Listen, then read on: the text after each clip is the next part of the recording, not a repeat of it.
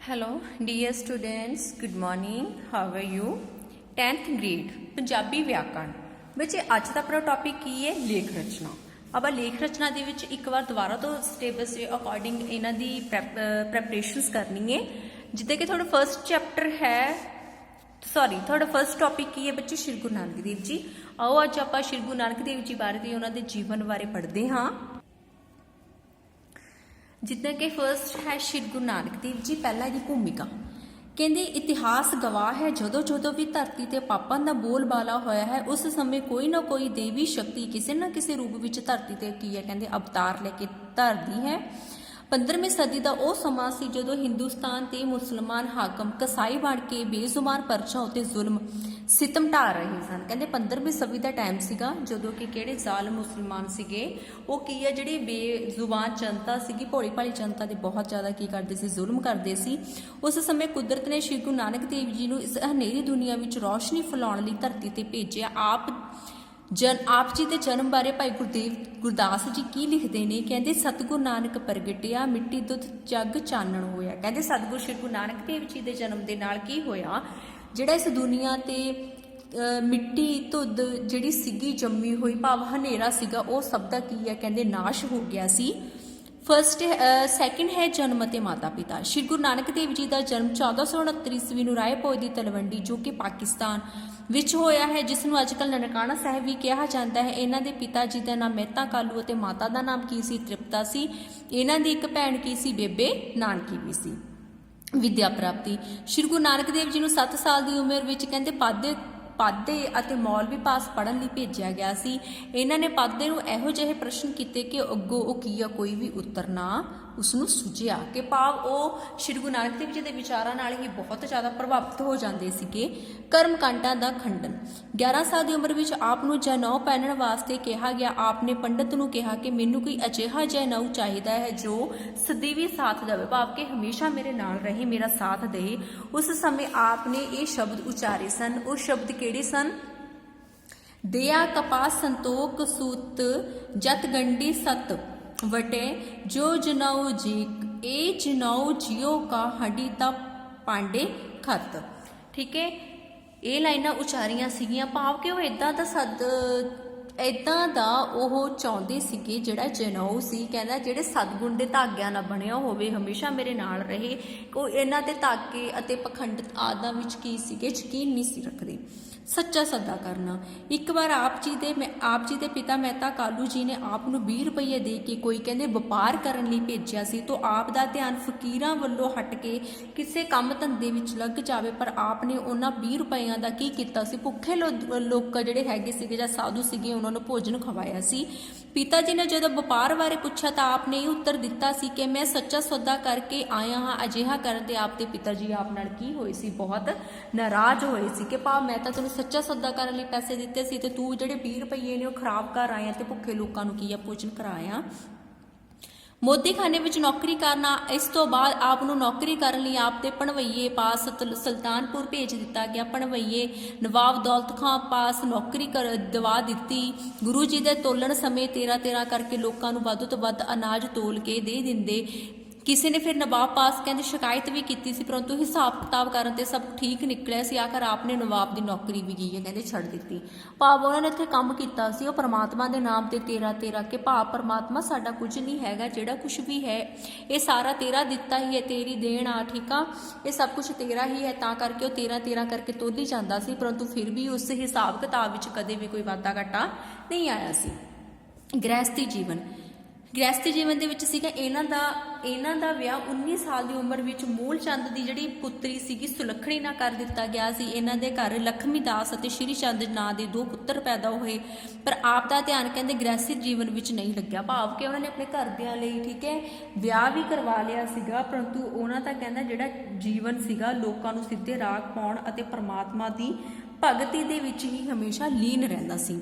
ਵੇਈ ਨਦੀ ਵਿੱਚ ਅਲੋਪ ਹੋਣਾ ਸੁਲਤਾਨਪੁਰ ਵਿਖੇ ਨਵਾਬ ਦੀ ਨੌਕਰੀ ਛੱਡਣ ਤੋਂ ਬਾਅਦ ਆਪ ਇੱਕ ਦਿਨ ਵੇਈ ਨਦੀ ਵਿੱਚ ਇਸ਼ਨਾਨ ਕਰਨ ਗਏ। ਇਸ ਦਿਨ ਆਪ 3 ਦਿਨ ਅਲੋਪ ਰਹੇ।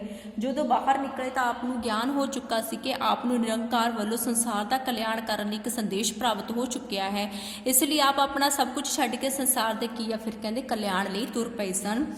ਚਾਰ ਉਦਾਸੀਆਂ ਕਿਹੜੀਆਂ ਕੀਤੀਆਂ ਸੀ ਗੁਰੂ ਜੀ ਨੇ? ਸ਼੍ਰੀ ਗੁਰੂ ਨਾਨਕ ਦੇਵ ਜੀ ਨੇ 1499 ਈਸਵੀ ਤੋਂ ਲੈ ਕੇ 1522 ਈਸਵੀ ਤੱਕ ਚਾਰੇ ਦਿਸ਼ਾਵਾਂ ਉੱਤਰ ਦੱਖਣ ਪੂਰਬ ਪੱਛਮ ਵੱਲ ਗਏ ਸੀ। ਉਹਨਾਂ ਨੇ ਲੰਕਾ, ਮੱਕਾ, ਮਦੀਨਾ, ਤਾਸ਼ਕੰਦ ਅਤੇ ਅਸਾਮ ਵੱਲ ਵੀ ਗਏ ਅਤੇ ਕੋਈ ਲੋਕਾਂ ਨੂੰ ਸਿੱਧੇ ਰਾਹ ਵੀ ਪਾਇਆ ਸੀ। ਜਗਨਨਾਥਪੁਰੀ ਵਿੱਚ ਲੋਕਾਂ ਨੂੰ ਆਰਤੀ ਉਤਾਰਦੇ ਵੇਖਿਆ ਤੇ ਉਹਨਾਂ ਨੇ ਦੱਸਿਆ ਕਿ ਭਗਵਾਨ ਦੀ ਆਰਤੀ ਤਾਂ ਪ੍ਰਕਿਰਤੀ ਵੱਲੋਂ ਹੋ ਰਹੀ ਹੈ। ਆਪ ਨੇ ਕੌਡੇ ਰਾਖਸ਼, ਸੱਜਣ ਠੱਗ, ਬਲੀ ਕੰਧਾਰੀ, ਮਲਕ, ਭਾਗੋ ਵਰਗਿਆਂ ਨੂੰ ਸਿੱਧੇ ਰਾਹ ਪਾਇਆ ਸੀ। ਭਾਈ ਲਾਲੋ ਵਰਗੇ ਕਿਰਤੀਆਂ ਨਾਲ ਪਿਆਰ ਪਾ ਕੇ ਲੋਕਾਂ ਅੰਦਰ ਹੱਕ ਹਲਾਲ ਦੀ ਕਮਾਈ ਦੀ ਭਾਵਨਾ ਪੈਦਾ ਕੀਤੀ ਸੀ।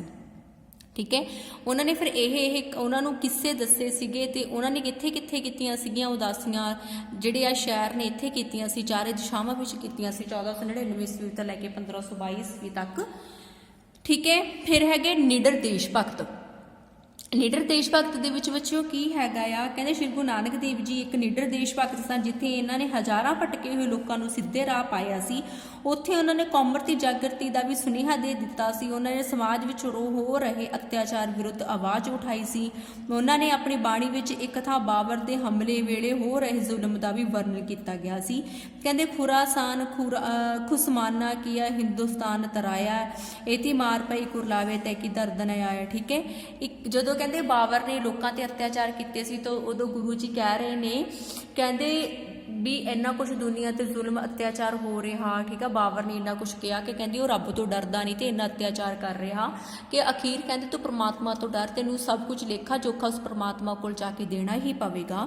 ਇੱਕ ਮਹਾਨ ਕਵੀ ਸ਼੍ਰੀ ਗੁਰੂ ਨਾਨਕ ਦੇਵ ਜੀ ਜਿੱਥੇ ਇੱਕ ਮਹਾਨ ਧਾਰਮਿਕ ਆਗੂ ਸਨ, ਉੱਥੇ ਇੱਕ ਮਹਾਨ ਕਵੀ ਵੀ ਸਨ। ਉਹਨਾਂ ਦੇ ਸਮੇਂ ਨੂੰ ਪੰਜਾਬੀ ਸਾਹਿਤ ਦੇ ਇਤਿਹਾਸ ਵਿੱਚ ਸੁਨਹਿਰੀ ਕਾਲ ਦਾ ਨਾਂ ਦਿੱਤਾ ਗਿਆ ਹੈ। ਆਪ ਨੇ 19 ਰਾਗਾਂ ਵਿੱਚ ਬਾਣੀ ਰਚੀ ਜੋ ਸ਼੍ਰੀ ਗੁਰੂ ਗ੍ਰੰਥ ਸਾਹਿਬ ਵਿੱਚ ਦਰਜ ਹੈ। ਜਪਜੀ ਸਾਹਿਬ, ਆਸਾਂ ਦੀ ਵਾਰ, ਸਿੱਧ ਗੋਸ਼ਟੀ, ਪੱਟੀ, ਬਾਰਾ ਮਾਤੋ ਖਾਤੀ ਆਦਿ ਆਪ ਜੀ ਦੀਆਂ ਪ੍ਰਸਿੱਧ ਰਚਨਾਵਾਂ ਹਨ। ਸਮਾਜਿਕ ਸੁਧਾਰਕ, ਉਹਨਾਂ ਨੇ ਰਚਨਾਵਾਂ ਦੇਖੋ ਕਿੰਨੀ ਕੀਤੀ ਹੈ ਬੱਚੋ। ਠੀਕ ਹੈ, ਸ਼੍ਰੀ ਗੁਰੂ ਗ੍ਰੰਥ ਸਾਹਿਬ ਵਿੱਚ ਉਹਨਾਂ ਨੇ 19 ਰਾਗਾਂ ਵਿੱਚ ਜਿਹੜੀ ਆਪਣੀ ਬਾਣੀ ਹੈ ਉਹ ਰਚੀ ਹੋਈ ਹੈ। ਸਮਾਜ ਸੁਧਾਰਕ, ਆਪ ਨੇ ਸਮਾਜ ਸੁਧਾਰਕ ਦੇ ਰੂਪ ਵਿੱਚ ਇਸਤਰੀ ਜਾਤੀ ਤੇ ਹੋ ਰਹੀ ਦੁਰਦਸ਼ਾ ਦੇ ਵਿਰੁੱਧ ਇੱਕ ਆਵਾਜ਼ ਵੀ ਉਠਾਈ ਸੀ। ਭਾਰਤੀ ਜੀਵਨ ਵਿੱਚ ਪਹਿਲੀ ਵਾਰ ਔਰਤ ਵਿੱਚੋਂ ਮਾਂ ਦੇ ਰੂਪ ਦੀ ਭਾਲ ਕੀਤੀ ਗਈ ਸੀ। ਆਪ ਨੇ ਸਮਾਜ ਦੀ ਜਿਹੜੀ ਦੱਬੀ ਕੁਚਲੀ ਜਨਤਾ ਸੀਗੀ, ਔਰਤਾਂ ਨੂੰ, ਉਹਨਾਂ ਨੂੰ ਕੀ ਕੀਤਾ ਸੀ? ਕਹਿੰਦੇ ਉੱਚਾ ਉਠਾਇਆ ਸੀ। ਠੀਕ ਹੈ, ਸ਼੍ਰੀ ਗੁਰੂ ਨਾਨਕ ਦੇਵ ਜੀ ਕਹਿੰਦੇ ਹਨ, ਕਹਿੰਦੇ ਸੁਖ ਮੰਦਾ ਆਖੀਏ ਜਿਤ ਜੰਮੇ ਰਾਜਾਨ। ਕਹਿੰਦੇ ਜਿਨ੍ਹਾਂ ਨੂੰ ਪਰਮਾਤਮਾ ਨੇ ਜਨਮ ਦਿੱਤਾ ਜਾਂ ਜਿਨ੍ਹਾਂ ਨੂੰ ਜੰਮਿਆ ਇਸ ਧਰਤੀ ਤੇ, ਇਹ ਤੋਂ ਗਾਹਾਂ ਦੀ ਗਾਹਾਂ ਦੁਨੀਆ ਦਾ ਜਿਹੜਾ ਹੈਗਾ ਆ ਵਿਕਾਸ ਹੁੰਦਾ ਹੈ। ਕਹਿੰਦੇ ਇਸ ਇਸਤਰੀ ਨੂੰ ਮਾੜਾ ਨਹੀਂ ਕਹਿ ਸਕਦੇ। ਸਿੱਖਿਆਵਾਂ, ਉਦਾਸੀਆਂ ਪੂਰੀਆਂ ਕਰਨ ਮਗਰੋਂ ਆਪ ਕਰਤਾਰਪੁਰ ਵਿਖੇ ਆ ਗਏ। ਇੱਥੇ ਆਪ ਨੇ ਉਪਦੇਸ਼ ਦਿੱਤਾ ਸੀ ਕਿ ਅਸੀਂ ਸਭ ਰੱਬ ਦੇ ਪੁੱਤਰ ਹਾਂ, ਕੋਈ ਉੱਚਾ ਨਹੀਂ, ਕੋਈ ਨੀਵਾਂ ਨਹੀਂ, ਸਾਨੂੰ ਸਾਰਿਆਂ ਨੂੰ ਪਿਆਰ ਨਾਲ ਰਹਿਣਾ ਚਾਹੀਦਾ ਹੈ। ਇਸ ਤੋਂ ਬਿਨਾਂ ਆਪ ਨੇ ਮੂਰਤੀ ਪੂਜਾ, ਵਰਤ, ਜਪ, ਤਪ, ਛੂਤ-ਛਾਤ ਦਾ ਵਿਰੋਧ ਕੀਤਾ। ਉਹਨਾਂ ਨੇ ਲੋਕਾਂ ਨੂੰ ਦਸਾਂ ਨੌਹਾਂ ਦੀ ਕਿਰਤ ਕਮਾਈ ਕਰਨ ਲਈ ਕਿਹਾ। ਕਿਰਤ ਕਰੋ, ਨਾਮ ਜਪੋ, ਵੰਡ ਛਕੋ, ਆਪ ਦੀਆਂ ਸਿੱਖਿਆਵਾਂ ਸੀ। ਇੱਕ ਅਟਲ ਸੱਚਾਈ ਸੀਗੀ, ਮਤਲਬ ਕਿ ਦਸਾਂ ਨੌਹਾਂ ਦੀ ਕਿਰਤ ਕਮਾਈ ਕਰਨ ਵਿੱਚ ਸ਼੍ਰੀ ਗੁਰੂ ਨਾਨਕ ਦੇਵ ਜੀ ਯਕੀਨ ਕਰਦੇ ਸੀ ਕਿ ਉਹ ਲੋਕਾਂ ਨੂੰ ਵੀ ਇਹੀ ਉਪਦੇਸ਼ ਦਿੰਦੇ ਸਨ। ਆਪ ਦੀ ਬਾਣੀ ਦੀਆਂ ਬਹੁਤ ਸਾਰੀਆਂ ਤੁਕਾਂ ਵਿੱਚ ਜੀਵਨ ਦੀਆਂ ਅਟਲ ਸੱਚਾਈਆਂ ਭਰੀਆਂ ਹੋਈਆਂ ਹਨ, ਜੋ ਅਖਾਣ ਬਣ ਕੇ ਲੋਕਾਂ ਦੇ ਮੂੰਹਾਂ ਤੇ ਚੜੀਆਂ ਹੋਈਆਂ ਹਨ। ਜਿਵੇਂ ਮਨ ਜੀਤੇ ਜਗ ਜੀਤ, ਦੁੱਖ ਦਰ ਸੁਖ ਰੋਗ ਪਿਆ, ਮਿੱਠ ਦੇਵੀ ਨਾਨਕਾ, ਗੁਣ ਚੰਗਿਆਈਆਂ ਤਾ। ਆਪ ਜੀ ਨੇ ਆਪਣਾ ਅੰਤਮ ਸਮਾਂ ਕਰਤਾਰਪੁਰ ਵਿਖੇ ਗੁਜ਼ਾਰਿਆ ਤੇ ਆਪ ਦੇ ਪਰਿਵਾਰ ਨੂੰ ਨਾਲ ਰੱਖ ਕੇ ਗ੍ਰਸਤੀਆਂ ਤੇ ਕਿਰਤੀਆਂ ਵਾਲਾ ਜੀਵਨ ਬਿਤਾਏ। ਇੱਥੇ ਆਪ ਨੇ ਚੰਗੀ ਤਰ੍ਹਾਂ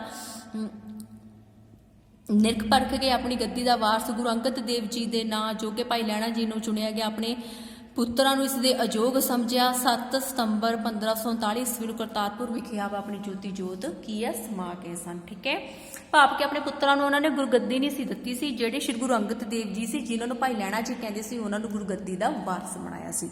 ਫਿਰ ਉਹ ਸਾਡੇ ਦੂਸਰੇ ਗੁਰੂ ਹੋਏ ਸੀਗੇ। ਠੀਕ ਹੈ ਬੱਚੇ, ਇਸ ਐਸੇ ਨੂੰ ਤੁਸੀਂ ਆਪਣੀ ਫੇਅਰ ਨੋਟਬੁੱਕ ਤੇ ਕਰਨਾ ਤੇ ਚੰਗੀ ਤਰ੍ਹਾਂ ਇਸ ਨੂੰ ਲਰਨ ਵੀ ਕਰਨਾ ਹੈ। ਠੀਕ ਹੈ, ਹਾਂਜੀ, ਨੈਕਸਟ ਟੌਪਿਕ ਤੁਹਾਡਾ ਹੈਗਾ ਅੰਡਿੱਠਾ ਪੈਰਾ। ਤੁਹਾਨੂੰ ਪਤਾ ਹੀ ਹੈ ਕਿ ਆਪਾਂ ਪਿਛਲੀ ਕਲਾਸ ਦੇ ਵਿੱਚ ਵੀ ਕਰ ਚੁੱਕੇ ਹਾਂ ਅੰਡਿੱਠਾ ਪੈਰਾ। ਅੰਡਿੱਠੇ ਪੈਰੇ ਵਿੱਚ ਕਹਿੰਦੇ ਕੀ ਹੁੰਦਾ ਏ, ਇੱਕ ਤੁਹਾਨੂੰ ਪੈਰਾ ਦਿੱਤਾ ਹੋਏਗਾ। ਠੀਕ ਹੈ, ਪੈਰੇ ਦੇ ਜਿਹੜੇ ਡਾਰਕ ਸ਼ਬਦ ਹੈਗੇ ਨੇ ਇਦਾਂ ਦੇ। ਠੀਕ ਹੈ, ਤੁਸੀਂ ਇਹਨਾਂ ਦੇ ਕੀ ਦੱਸਣੇ ਨੇ? ਅਰਥ ਦੱਸਣੇ ਨੇ। ਤੇ ਇਸ ਦੇ ਨਾਲ ਤੁਹਾਨੂੰ ਇਸ ਪੈਰੇ ਦੇ ਵਿੱਚੋਂ 3 ਜਾਂ 4 ਕੁਐਸਚਨ ਦਿੱਤੇ ਹੋਣਗੇ। ਤੁਸੀਂ ਇਸ ਪੈਰੇ ਨੂੰ ਚੰਗੀ ਤਰ੍ਹਾਂ ਪੜ੍ਹ ਕੇ ਉਸ ਰਿਲੇਟਡ ਇਹਨਾਂ ਦਾ 2 ਤੋਂ 3 ਲਾਈਨਾਂ ਦੇ ਵਿੱਚ ਕੀ ਕਰਨਾ ਹੈ, ਆਨਸਰ ਕਰਨਾ ਹੈ। ਜਿਹੜੇ ਸੋਲਵ ਹੈਗੇ ਨੇ ਬੱਚੇ, ਪੇਜ ਨੰਬਰ ਹੈ 155। ਠੀਕ ਹੈ, ਅੰਡਿੱਠਾ ਪੈਰਾ। ਠੀਕ ਹੈ, ਤੁਸੀਂ ਇਹਨਾਂ ਨੂੰ ਜਿਹੜੇ ਸੋਲਵ ਕੀਤੇ ਹੋਏ ਨੇ ਸਾਰਿਆਂ ਨੂੰ ਚੰਗੀ ਤਰ੍ਹਾਂ ਲਰਨ ਕਰਨਾ ਹੈ, ਪੇਪਰ ਲਈ ਤਿਆਰ ਕਰਨਾ ਹੈ। ਚੰਗੀ ਤਰ੍ਹਾਂ ਪੈਰਿਆਂ ਨੂੰ ਪੜ੍ਹਨਾ, ਇਹਦੇ ਜਿਹੜੇ ਔਖੇ ਸ਼ਬਦ ਨੇ ਉਹਨਾਂ ਦੇ ਅਰਥ ਚੰਗੀ ਤਰ੍ਹਾਂ ਲਰਨ ਕਰਨੇ ਆ, ਕੁਐਸਚਨ ਆਨਸਰ ਖੁਦ ਫਿਲ ਕਰਨੇ ਆ, ਤੇ ਜਿਹੜੇ ਅਨਸੋਲਵ ਨਾਲ ਦਿੱਤੇ ਹੋਏ ਨੇ ਉਹਨਾਂ ਦੀ ਤੁਸੀਂ ਖੁਦ ਪ੍ਰੈਕਟਿਸ ਵੀ ਕਰਨੀ ਹੈ। ਤੁਹਾਨੂੰ ਐਗਜ਼ਾਮ ਦੇ ਵਿੱਚ ਇਹ ਵੀ ਆਉਣਗੇ। ਤੇ ਤੁਸੀਂ ਇਹ ਵੀ ਚੰਗੀ ਤਰ੍ਹਾਂ ਕਰਨੀ ਆ, ਐਸੇ ਵੀ ਚੰਗੀ ਤਰ੍ਹਾਂ ਲਰਨ ਕਰਨੇ ਆ ਤੇ ਹੁਣ ਤੱਕ ਜਿੰਨੀਆਂ ਮੈਂ ਰਿਟਨ ਅਸਾਈਨਮੈਂਟਸ ਤੁਹਾਨੂੰ ਦਿੱਤੀਆਂ ਨੇ ਤੁਸੀਂ ਉਹਨਾਂ ਨੂੰ ਵੀ ਚੰਗੀ ਤਰ੍ਹਾਂ ਪ੍ਰਪੇਅਰ ਕਰਨਾ। ਨੈਕਸਟ ਅਸਾਈਨਮੈਂਟ ਦੇ ਵਿੱਚ ਤੁਹਾਨੂੰ ਮੈਂ ਫਿਰ ਗ੍ਰਾਮਰ ਦਾ ਹੀ ਟੌਪਿਕ ਕਰਵਾਵਾਂਗੀ। Thanks, have a nice day.